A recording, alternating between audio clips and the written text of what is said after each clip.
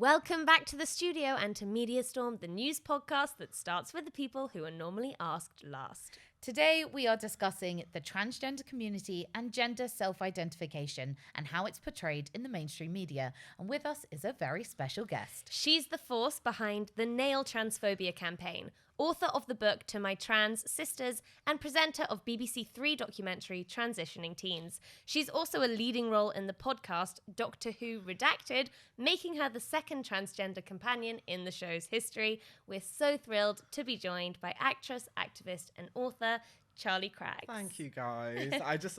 I've never heard the last bit about I've never been introduced as an actress before, so it's quite nice. But also then the second kind of kills. It's like, the second. I'm like, who was the first? In case you were thinking, Dead. she was the first, she's not. Yeah. She's the second. And I'm not even on the TV one. I'm not pretty enough for the TV one, so they keep me in a room like this. Although I'm not on there TV, yeah. are 3 cameras on Praise you, the so... Lord. Oh, I just found my camera. I know the second was so funny because it was like, you think we haven't made progress? We have. Yeah, literally, yeah. Oh. I love it. How are you two doing? You okay? We're okay, yeah. Helena, are you okay? You were talking about crawling into a dustbin about 5 minutes ago. I was talking about getting into a bin a few minutes ago, but I'm completely fine. I'm absolutely, everything is very normal. Because as we record this, we have about 8 hours until this episode needs to be ready and uploaded. No. Yes. Oh my God, I'm going to have to give you really good answers that don't need editing then. So I'm going to think about every word I say. The uneditable. Okay, well, let's get cracking. So in the first half of this episode, we hear from people with lived experience of getting a gender recognition certificate and about what that actually means. And it's all based on the reaction to Scotland's gender recognition reform bill. Now, the bill was passed in the Scottish government with a clear majority. I wonder, first of all, you could just tell us when it was passed. Did you have any feelings about it? What did you think about it? I wasn't surprised that it was passed because Scotland have quite a good track record on trans issues, and it's just like a natural progression that, like, I mean, it's actually a bit surprising that it hadn't passed already. Not obviously, this is no shade to Scotland, like they're doing miles better than us, but as in like so many other countries in Europe who are actually like, or even not even just Europe, worldwide, who aren't considered as progressive, especially in regards to LGBT issues. Like, we're kind of heralded as like this space where you can be who you want in the UK, and you're It's like we're like, Scotland was like 20th or something. It was around the 20s, like, right. And I'm like, that's not that, like, I mean, it's not that radical, like, but it's obviously great. It's great, and I was thinking it's a great, like, I kind of expected what happened to happen, to be honest, where you could kind of, I feel like trans people are kind of like, we've seen all this coming for a while, and I feel like we've been shouting into like a void where people are probably thinking we're being a bit over the top, like with the kind of the way we say things, like literally like they're taking away our rights, and people are like, all right, calm down there. I think people like have kind of gaslit us a bit, or it's not even that they've been gaslit into gaslighting us, if that makes sense. Like the media have literally like gaslit them into thinking that we're making a big hoot and a ha about nothing. So yeah, I wasn't surprised. I don't think many trans people I know were surprised, actually, but it's shameful. Like it's a disgrace. Like, and it's just like, it's wild that that's the hill you choose to die on. Like, hadn't only been used once before, or the last time was like ages ago. I'm not clever like you, but I remember reading a newspaper about it. It was like a long time. It's never, really? Oh, I have heard it been used once before, and like, or they made the law or something in I don't know. It was like old maiden times. So yeah, I was like, this is the hill. This is the hill. Yeah, and you're right. We really have to ask why. If, as you've pointed out, this law that Scotland, this legal reform that Scotland introduced wasn't necessarily even that revolutionary on a world stage, why was this the hill on which the UK government chose to employ this quite radical constitutional device for the first time? Do you think that negative media coverage directly influenced the government's decision to do that? Let's go deeper than that. The governments like dictate and are the reason for that negative media representation. Let's go deeper than that. Who are they buddies with? Who's giving them money? You know, who are they chummy with? Who's Tories themselves? Like, it's the facts are the facts, and it's all this. And so I'm not surprised at all. Like, and of course it has part and parcel to play. And the reason we're the hill to die on, and literally when I say like a hill to die on, I mean literally this might split up the UK. They're literally risking to break up the UK over this 1% of the population. If you think that the government is influencing the negative press coverage in the first place, what does the government have to gain from blowing up, disproportionately blowing up the trans rights debate? They're so desperate. The Tories are so desperate to stay in power, and we are currently the most like I said, I'm not clever like you, so I've got to think of my words. I went to school in Hounslow, guys. We're the most valuable pawn they have right now, and that we are the immigrants of the early 2000s, the gays of the 80s, we are the black people of the 60s. We're the current the one, the scapegoat, and the pawn they have held over the heads of all these white working I say this as a white working class person. I'm from a council estate down the road in Ladbroke Grove, but like they're holding, we are the pawn that they have over the UK, that they can be like, look, these nasty trans people like indoctrinating our children, blah blah blah. Like that's how they're staying in power, because that's the shift in the vote. And you see it when like the vote's coming up, that as soon as there is one coming up, it's trans people, and it's like every day there's a new headline. It's like because what works for the government, or what may work for the government as a scapegoating device, and also, fear. If you stir up fear and you present yourself as the defender against that threat, then that incentivizes people to vote for you to defend them from this threat that you're telling them. But what works for the government in that respect works for headlines hugely as a commercial device, because if there's a lot of emotion stirred up around this debate, people are going to click on that headline, people are going to buy that paper, and that brings in more money. So it's kind of a vicious cycle of political incentive and press incentive feeding into one another. Absolutely. It's also like they're not worried about the UK falling apart, because they're not going to be in power.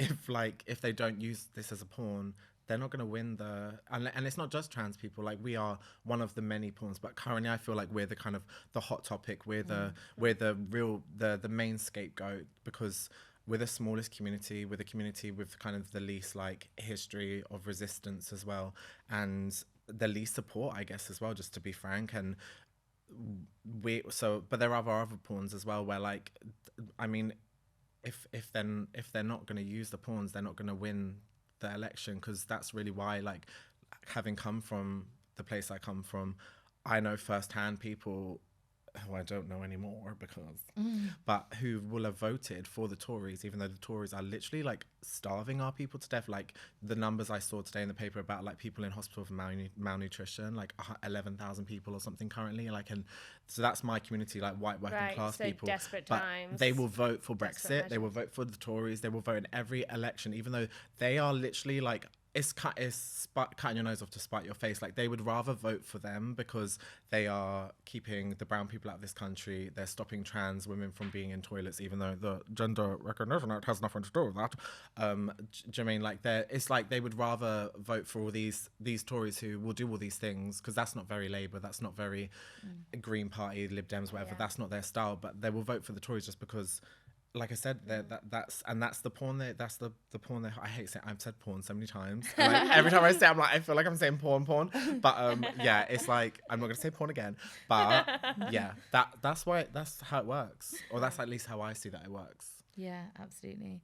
Well, let's deep dive a bit more into media coverage of self-identification and the trans community. Most research has shown that this disproportionate coverage started around 2018, and in that time there have been certain phrases that have sprung up and they've almost become like canon, and people don't stop and question these phrases anymore. But because this is Media Storm, we're going to stop and question these phrases right now. One that we hear quite a lot from people who are typically anti-transgender, or who think in some way that trans rights conflict with cis women's rights, is gender ideology. Now, this phrase just keeps springing up. An ideology is a set of beliefs. And so gender ideology is kind of implying that you can believe in gender or not, like you can believe in like fairies or not. Yeah. I mean, what does that word say to you? Like I said, I went to school in Hounslow, so it might say something different to me, but to me, ideology has kind of connotations of something sinister as well. Like we've seen it used in history with like, it's got like a kind of, there's a feeling of like radicalization, of like you know, like kind of something that people are forcing onto other people. Like if it's an ideology, you're like, it's something that can be kind of believed, like you were saying, by everyone. Like, are we teaching children this ideology? Like it's like, yeah, I don't think, I think anyone with some common sense can see that it's not got positive connotations. It's easy to say that, but it's funny because, you know, even as someone who reads the press critically, that is a term that does get used so frequently. You don't criticize terms that are just inserted into your vocabulary as everyday terms, and it's not really until now that I properly thought, gosh, gender ideology, that is completely fictionalizing the whole I guess it's experience. rooted in the context as well, because like the articles that it's been used in, where it's kind of come to prevalence, haven't been in nice articles. We've seen like you said, since 2018. I feel like the peak for me was like 2020, when we're in the midst of a pandemic. We're also in the midst of like the kind of Black Lives Matter kind of moment that was happening. And the Times, for example, had like published, I think it was something crazy, like 254, 34, something like that. Almost one a day article about trans people, all negative, not a single one by a trans person. And you just think like, this is the context that word's being used in. Like anyone, even from a school in Hounslow, can do the maths and see that it's not good. And and we were in the middle of a global pandemic, but they were just publishing article after article about people are dying, Kim. Literally, like, yeah, it's a mess. Yeah. Actually, another term that I've seen come up a lot in very similar, very negative articles is the Transgender Lobby. And yeah, your face. There was a media review by Mermaid, the charity, and they assessed a random selection of articles from 10 years ago. That term wasn't mentioned at all. And then from recent years, that term was mentioned over 150 times from a sample of 100 articles. And 90% of these articles took a very negative tone. What does that term, the Transgender Lobby, say to you? It almost like implies like people who are kind of bullying, but it's got a tone of bullying around it. It's got a tone of like a mob mentality. I feel like anyone listening who's like rolling their eyes being like, it's like, would you like that word added to your community? Like the feminist lobby, the black lobby, like it's just a bit of a stank. Like it's like, what? Like lobby? Like we're literally just people trying not to be killed. Like we're people trying to literally just do a wee in the bathroom, which we had been doing very happily, causing no concern to anyone for a very long time, up until 2018. And you think, really, 2018 was the moment? Like nothing even happened. They were just like, no, actually, this has got to stop. We don't want it anymore. They're doing stinky poos in our bathroom, and it's gotta stop. Like you just think, what? Like really, what happened? Because nothing happened. Literally, it was a theoretical kind of a fear. Like it was like, but we could, like, because so much kind of started, like so much conversation was happening around trans people, that then there was a lot of like thought pieces, and it was like, well, what if this and what if that? It's like, you just said it, what if? Like we've not done that. There's no reason to be. And it sinks in. I think it's really given people this impression that there is this angry mob of trans people or trans allies waiting to attack anyone who sticks their head above the parapet. And I have to say that this, as far as I've seen in real life experience in these debates and how they happen, this is so not representative. Can I ask you a question? Yeah. Who's the lobby? Who's the bullies? Like, because they'll call us the lobby and imply that we're doing the bullying of making everyone conform to our beliefs and our ideology. But who's the real bullies? When you're literally attacking our rights, which our rights together have coexisted literally until 2018. Like, we've been with you the whole time. Who's attacking? Who's trying to take whose rights away? Who's on Twitter, like, do you mean like radicalizing people and making people so angry about us? You just think, you're calling us to, it's wild to me, because as a trans person, when I transitioned, the first thing my mum said, who's super accepting, was like, I'm just really worried. She's like, you're going to have such a hard life. I think everyone can agree, turf or not, like, it's not fun being trans. Surely there must be a bit of compassion in people like that. Like, even when, like, you know, when you talk about like racism, and then, like, you know, there's that clip of where people who are racist, and then there's the woman who's like, put your hand up if you'd want to be black. Like, even racist people can, like, no one did, because even racist people can understand, like, even their arguments they fall flat when you have to accept, well, I wouldn't want to be a black person because I know it's hard. Like, and I think everyone can see that the walk of life a trans person, especially a trans woman, is a hard life. You are literally going to be like, oh, it's going to cry, I'm such a crybaby, but like, it's so hard, everything, like, just. And like, I can hear the voices already say it in the comments being like, it's hard being a woman. I know it's hard being a woman. I'm not saying it's not hard being a woman. I'm just saying the experience of a trans person, of like how that just brings us a different set of challenges. Also, just to be clear as well, I face a lot of, not all, but a lot of the challenges from when my mouth is closed, when I'm out in public. Do not think I've been R-worded twice. I get catcalled every day. You know, I face a lot of the things, not all, like I said, obviously just almost broke your TV. I face a lot of that as well. But like the walk of a trans person, of just knowing you have to go and exist in the world, as literally walking out your house and just knowing you're going to be literally, like, I was spat on the face on the tube, like in 2020, was it 2021 or 22? I don't know. The court case ended recently. I got no justice. They got off scot-free. It was all on camera. He admitted it.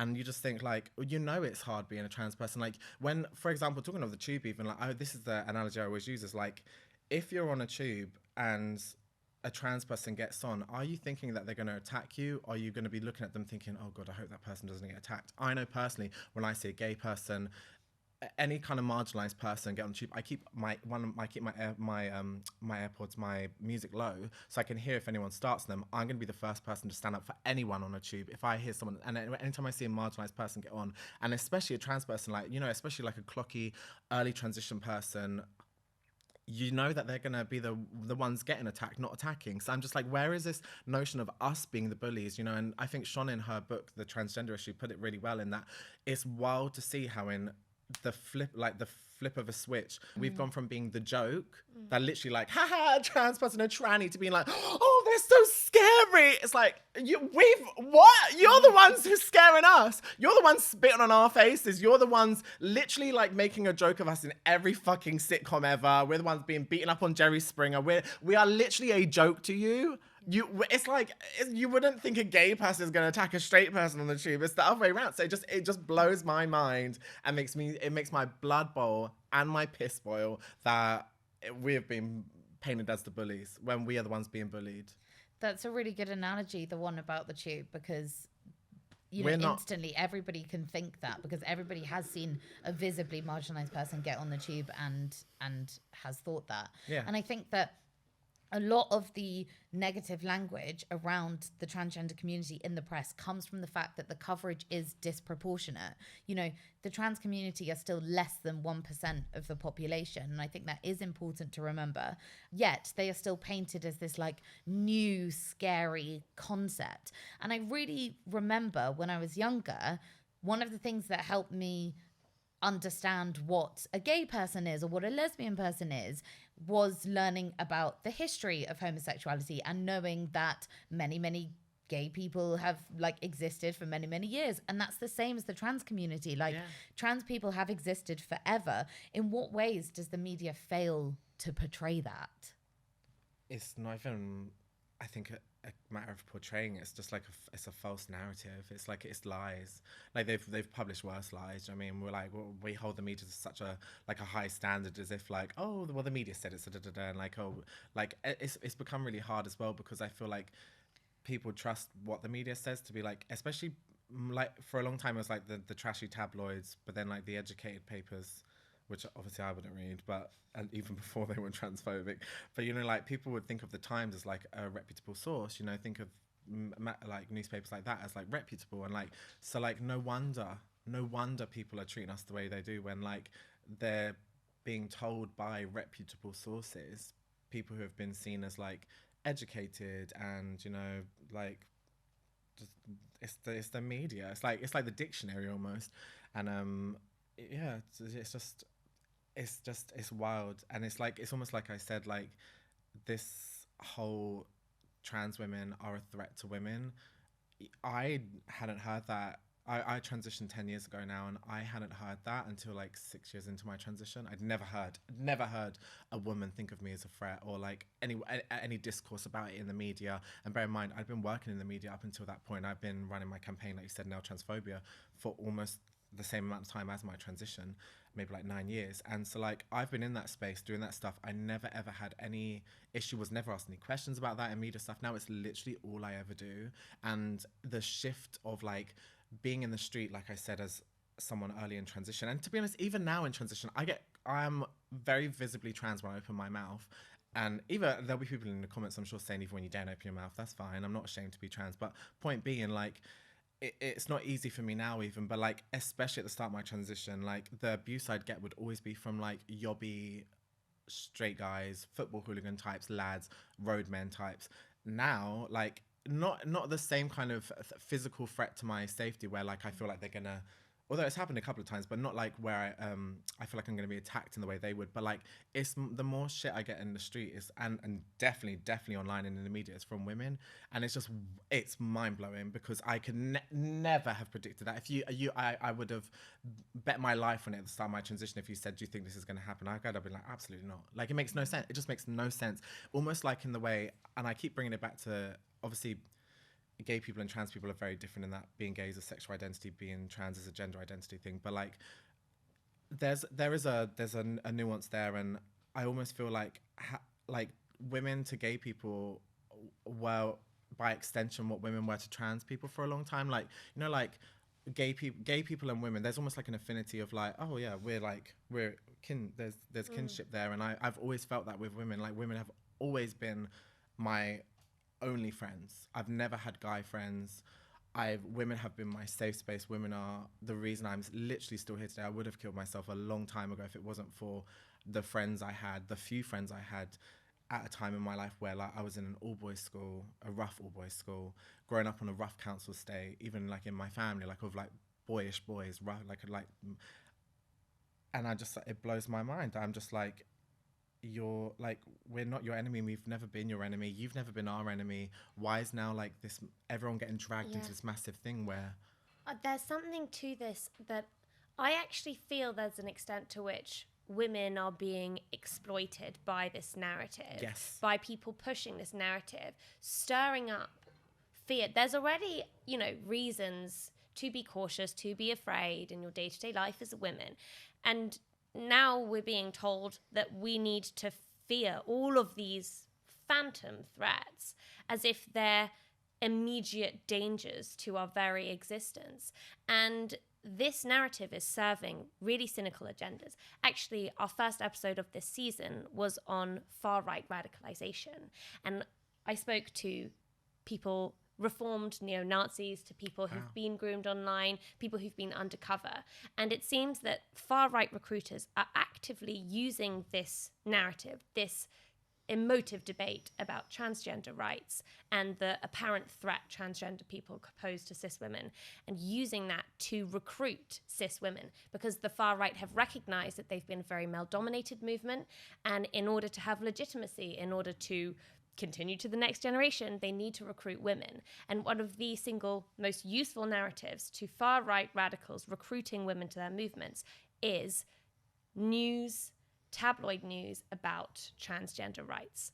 And so what we've seen are these stories being actively peddled in radicalizing circles and being pushed to turn people towards, violent, far-right, delusional, cultish movements. And at the end of the day, whether it's serving far-right radicals, whether it's serving tabloid press that are making, clickbait capital from it, or whether it's serving political groups that want to distract people from, the cost of living crisis and scare them into voting for them. At the end of the day, women are being exploited as well by being made to fear things that they don't need to fear. And it's just, you're right. The affinity, the allyship is so much so much more prominent than this supposed threat we're being told now has to turn us into an us and them movement. And it really is an us and them thing where everyone's been made to have an opinion. Everyone's been asked to have an opinion. I think especially in this social media age as well, where like you almost have to, when something bad in the world happens, you almost have to come out and say, oh, pray for da-da-da.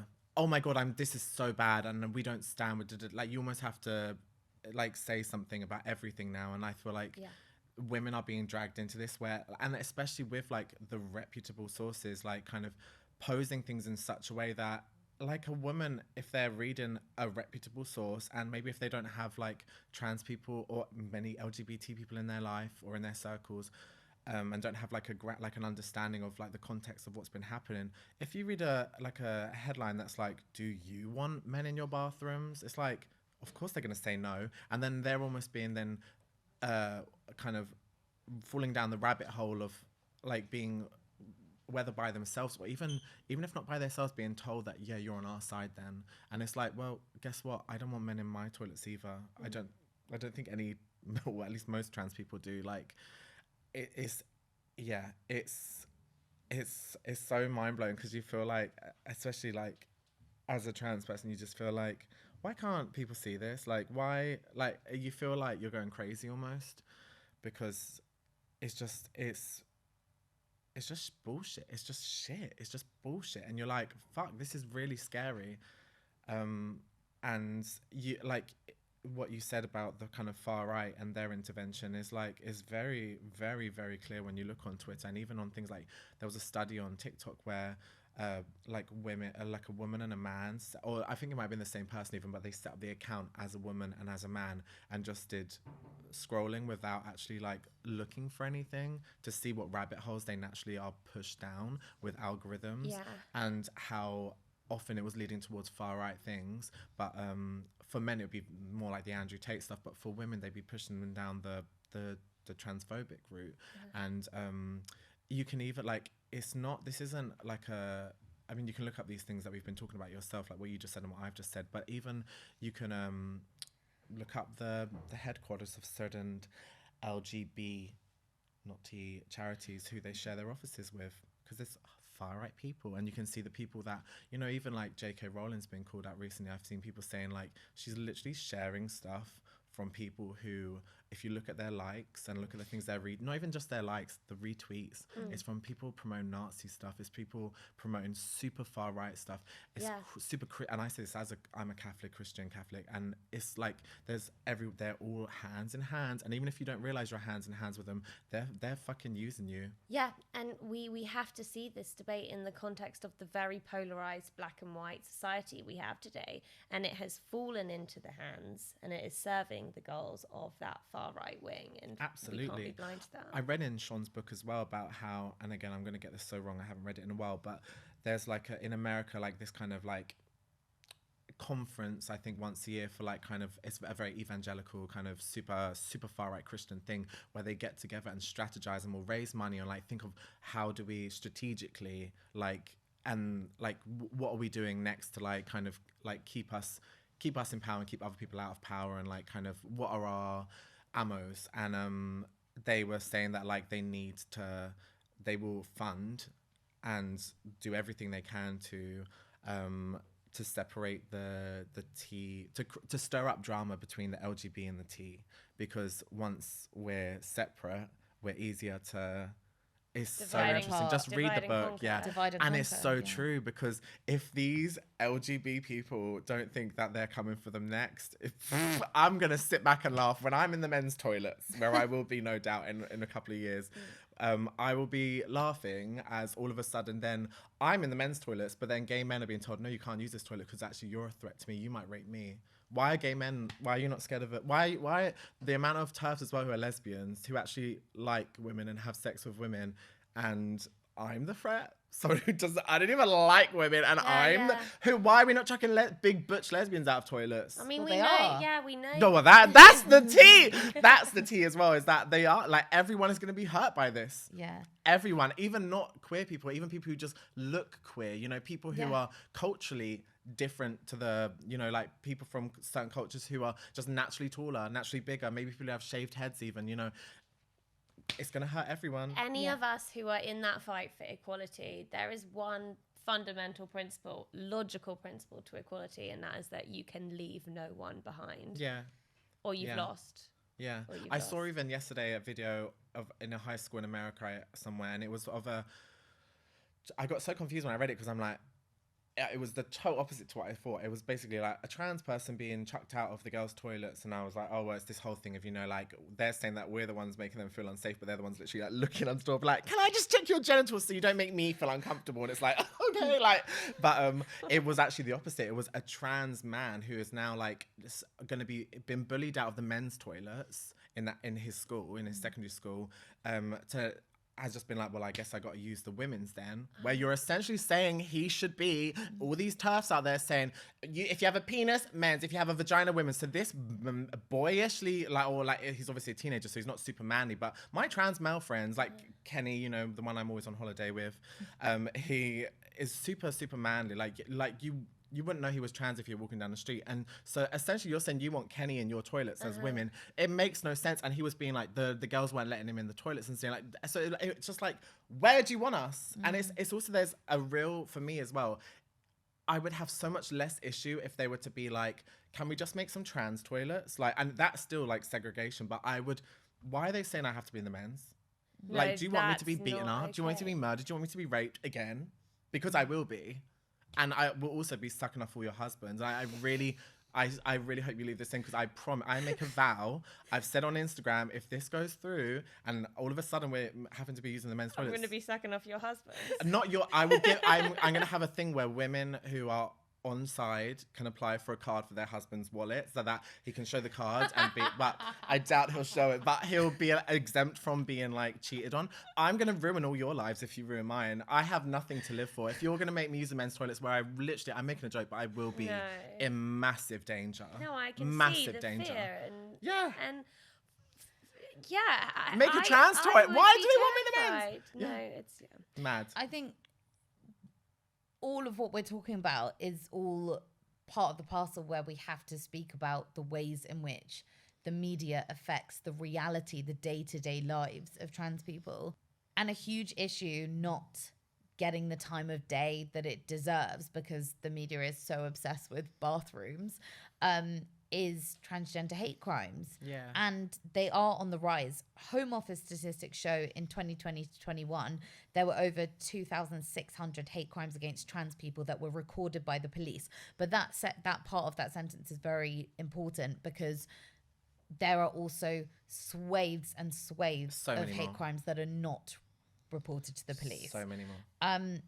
I know, Charlie, you have first-hand experience of this, and I wonder if you could just tell us a little bit about what happened, if you're comfortable Of too. course. I have first-hand experience of this before the first-hand experience that you're thinking of, even, because me, like most trans people, I hadn't ever reported a hate crime. There's one that was, two that were just as violent, but I just have, like every other trans person has always felt, what's the point? They're not going to go prison. They're not going to get in trouble. There's no point. I'm going to get like the microaggressions I'll even face with the police officers, you know, who are just, no offense, they're just like blokey, a lot of them just blokey guys who are going to misgender me at the station. I'm like already super hurt, scared. I don't really feel, just like when I was raped, I'm not going to bother reporting that. Well, what's going to happen? Nothing. And nothing did happen. So like, it was actually a really weird experience and a weird pill to swallow, a hard pill to swallow, because these two boys, the video's still up if you want to watch it on my Instagram, Charlie_Craggs, spat on my face. Well, actually, first they laughed at me because I was trans, because I was speaking to. It was like the night train home, so it was just me and my friend getting off the tube, who's a girl. Actually, so it's first started off with just pure blatant sexism, which proves my point. What I said earlier, that from face value, I will face some of the things that just a regular cis woman will face in terms of like that kind of sexism. But then there's like the backhand then of the transphobia, where I then stand up for myself. Like my friend was just like, just let's keep going. And I was like, no, I was like, fuck them. So I said something back, and then they're laughing that I'm like, oh, it's a she-male, and then they threw a can at me, and it missed my face, but it hit my chest, and had water in it, but also it was a can, it hurt. I then pick up the can, because I'm from Ladbroke Grove. And I like then thinking, okay then, well, it's my turn, bitch. So I run back onto the station to like throw it at them. I miss, so I'm like, pick up the can. I'm gonna go. I'm not leaving this until I fucking hit them with the can back. Because I'm sick of being a victim at this point in my life. I'm 10 years into transition. This has been my life for the last 10 years of literally feeling like terrified to use public transport because I just always seem to get shit on it. And then when they catch up with me, they're like calling me shemale still, being really, really like nasty, saying horrible things, tranny, shemale, have you got a dick, blah, blah, blah. That's a man. And then he spits on my face. And then people were like, up until this point, no one had reacted in the tube. There's me and her were the only people to get off the tube at that stop, but there was still like maybe like 10 people on the carriage. And like no one had said anything until this point, apart from a bit of huffing and puffing that even that was a hate crime until then with the can and the transphobic name calling, but that I was an inconvenience because I was holding things up. So it was just a lot of huffing and puffing. But then when he spat on my face, then everyone stood up and was like, what the fuck, this has gone too far. And I was so shocked. I was like, I couldn't believe what had happened because like it's being spat on, especially in the face, especially in like Corona time. Bear in mind, I was wearing a mask. Like it was January after the Christmas where there was the massive peak, and he wasn't wearing a mask, so I knew he was someone who just wasn't even safe. So I'm thinking I probably got corona now. I'm filming Doctor Who at the moment as well when it happened, and then he just like is just like still mouthing off, and I just realized there's nothing I can do. So I go straight up to the train man with spit on my face still. He took a spit swab. I took the can and everything. It was reported to the police and stuff, and it went to court. I got in literally more trouble than he did. I wanted to kill myself so bad. Like it's like, it's naive, but like, it's like, I guess like you just think like, when it went to court, when I saw it was being taken seriously, then I thought, I'm going to get justice. And I was kind of told by the lawyer as well, like, oh yeah, he's admitted it. So like he admitted it and stuff, but because I didn't know this, obviously, you can see on the video, they're both a lot taller than me. And there's two of them, like these two roadmen all in like roadman gear. I think one of them even had a balaclava. I can't remember, but like they were big guys. I don't know how old they were, but they told me they were under the age. I don't know if it's 18 or 16. I don't know what their age to be convicted is, but they were like, and the judge, who I think might have even been a TERF, and I'm going to say that on camera because the attitude she gave me, like there was not a single shred of like, I'm sorry this happened to you, but it was just, Charlie Craggs, you did it, like, and like just spoke at me and just was so like, it was so scary. I thought I was gonna be put in prison. She was just like, we have been made aware that you filmed two underage and then you put it on your Instagram and then you and I'm like thinking and I'm literally like looking at her like, is this happening? Like, so you trying to collect evidence actually worked against you in the end. So apparently the rule is now, ladies, when you're being attacked in any form, or any person actually, you have to ask the person who's spitting on your face and calling you a tranny, or I don't know, like whether they're like catcalling you or whatever they're doing to you. You gotta check that they're overage first before they spit on your face, or after. But apparently I was in the wrong, and this boy's just sitting there all smug looking at me in court. I couldn't believe it, and I left that courtroom and I'm like, I want to die. Like that's the court experience was 10 million times worse than the experience of the hate crime itself, which was hard enough. Like I literally just laid in bed like a dead body for like 2 days after that. My friend went home with me, like I said, a cis woman who can corroborate all this, Madison. One of my childhood friends from my estate, and she like stayed at my house that night, and I just sat in the shower for like hours because I felt so dirty. Like I felt so disgusting. I was so angry, so hurt. And then I just like laid in bed for 2 days and did nothing. And that court case was like that times like 100. It was so hard. But this comes back directly to how mainstream media reporting influences real life experiences. Because one thing that the media doesn't report on for all of its coverage of, can trans women enter bathrooms, are hate crimes, like Helena said. And if they were reporting on it, then this would help juries to understand the prominence and the severity of these crimes and to convict. It would pressurize the Crown Prosecution Service to deliver justice for these crimes. I mean, the first episode that MediaStorm did on transgender related issues was Helena's investigation into waiting times for healthcare for the community. This is our third ever episode, and for new listeners, really encourage you to go back and listen to it. And what's interesting is literally today, as we record this episode, there is a hearing in the Court of Appeal to challenge the extreme waiting times faced by transgender people seeking help from NHS England. And we're not seeing that reported in the press. So, it is as telling what the press doesn't report on as what they do report on. Just like Trans Pride on the weekend, literally, I think almost 30,000 people or something turned out. It was like 25 or something, 25,000 people turned out in support of trans people. Obviously, most of that is allies, if anything.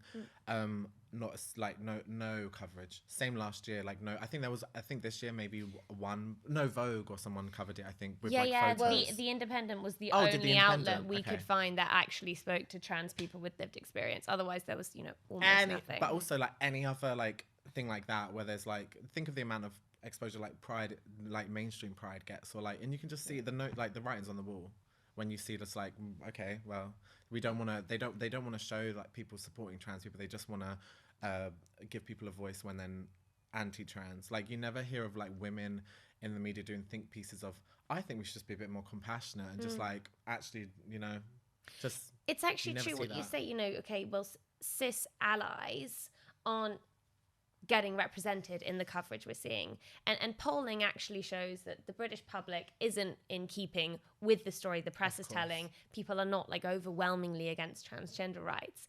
And that begs the question, I suppose, do cis allies need to be more assertive in making sure that they sway the debate, that their perspective, their support is heard? Is there more that cis allies need to do to get involved in standing up for trans rights? Do you know what? I'm going to get told off by my trans friends, but I don't even want to put that on you guys. This is not on you. This is the media. This is the government. This is strategy.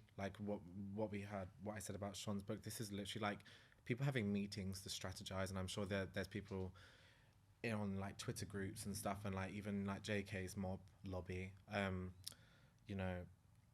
Strategizing how they can take us down and how they can make what's happening happen.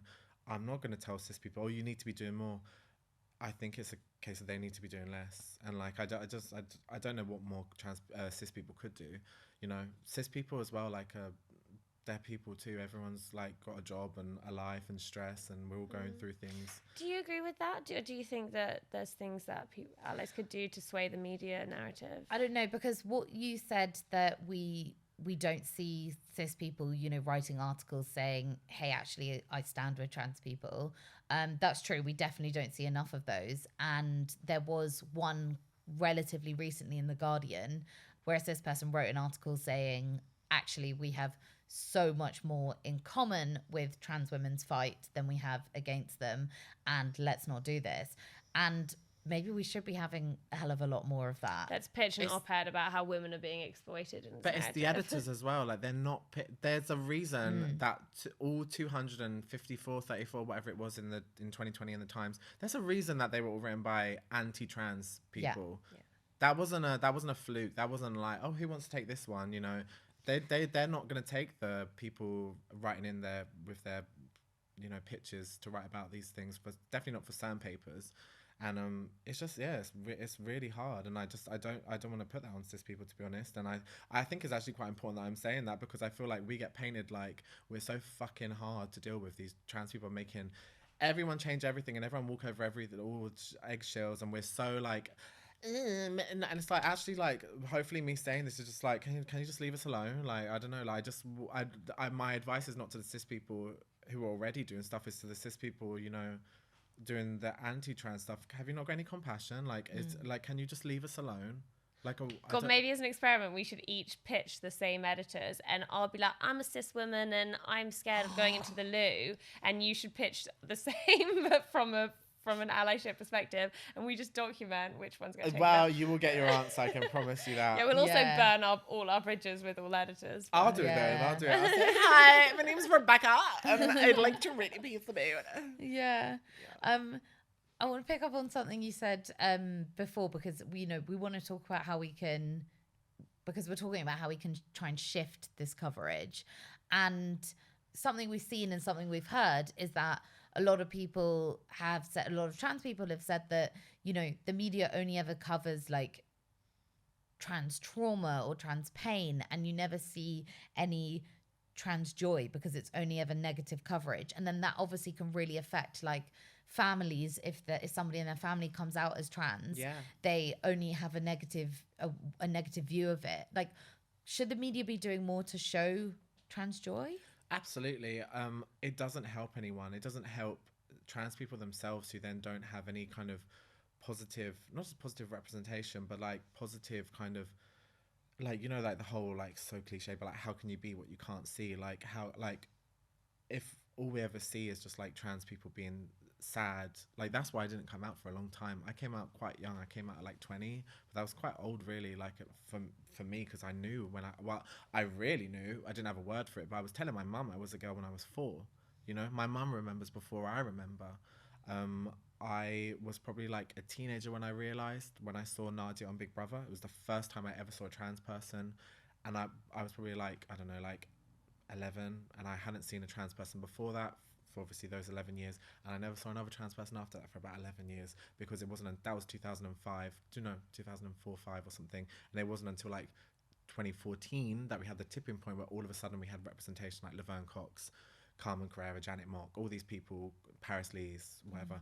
We didn't have, there was like a decade and a decade. Do you know what I mean? Like, so like, I think like kind of similar to that, like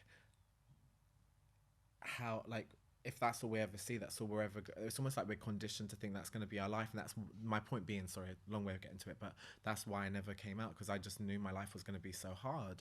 The only time I did actually see trans people would be on Jerry Springer, where we were literally being like beaten up on stage while the audience cheer, you know. It's like, well, that's all we had, and I just knew life was going to be too hard, just like my mom said when I came out to her, and I didn't come out until I was 20, and that's why. And I think if we had more representation of just like, also I think just like, I think what we really need, and this is kind of what I'm striving to be, giving away my cards here, but is just like more like super normal representation, like super bland representation. We need like you know, like a Rylan. Like, I feel like Rylan does so much for gay rights without actually doing anything for gay. Not saying he's doing nothing for gay rights. I don't know what kind of work he does, but like in that, like, he doesn't explicitly speak about gay rights. But him being on This Morning every morning with the whole of the UK watching does so much for that kind of consciousness and that understanding of like gay people, and just accepting gay people and seeing gay people as normal's a bit of a dirty word, but like just like human, I guess, and just like I'm gonna say normal. I'm gonna say it normal. And I think we need more of that with trans people. I think we're seen as like these kind of like mythical creatures or something, and just like too political, too angry. So I'm just like, everything's framed as a debate, and it not literally, just that's the a only story. time we get asked to do anything is when it's about like everything I've done in the media.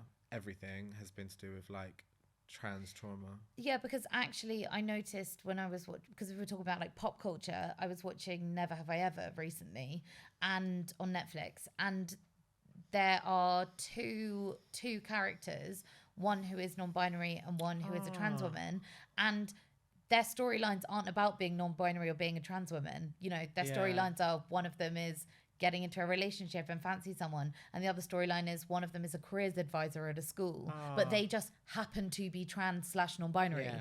And I think that's really important. That's kind of what you're saying. It's that like normal, so you can see that these people just have normal lives and have jobs and work in a school or fall in love, which is literally what we are. And I think that would help the understanding of us, just like, yeah, we're living in your world, we're using your toilets, we're not these crazy, I get called a groom online literally every day, and that's not an exaggeration, like not just once a day either, like multiple times a day.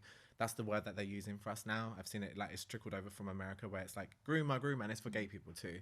But I think just like seeing us in that setting of just like being normal people who just occupy the same spaces, whether it's workspaces, school spaces, toilet spaces, that's going to do so much good. I think pop culture is a step ahead there. You know, I can think of a few examples where we're seeing that, and predicting the impact that might have is quite encouraging, but it's miles ahead of the news media and the political discussion, because which is setting the tone for that, which Yeah. is mad. It's all like, it's a big cycle. yeah, yeah. And so really anyone working in the news who understands the urgency of this problem and the day-to-day threat it's posing for trans people needs to make, you know, a concerted effort to get coverage in that is not just hyper-politicized. I guess, the little things people can do is just like make noise, like when certain things like are like, whether like newspapers are reporting things, even on things like social media, on Twitter, it's as simple as just being like, this isn't cool, you know, just like type in those 3 words. This isn't cool. Just checking, hands low, like I said. But yeah, it's just like, it's just, or like, you know, you can write emails to editors and say, I really don't like, you know, if they're seeing that their shit's not selling, like we're not doing this, like this isn't cute, why are you doing this? Like if they're not, it's almost like bullies, like when they realize they're not impressing anyone, they stop. And I think it's the media are a bit of a bully right now. I mean, they've always been a bully, but like to different communities. But like, yeah, I feel like once they realize that like no one's laughing, no one's buying into this, but I don't think that's going to happen. But I'm just saying that's why they're doing it. Yeah, and that is something everyone can do. Yeah. Yeah, we can let them know that it's not funny. Yeah. No one's laughing.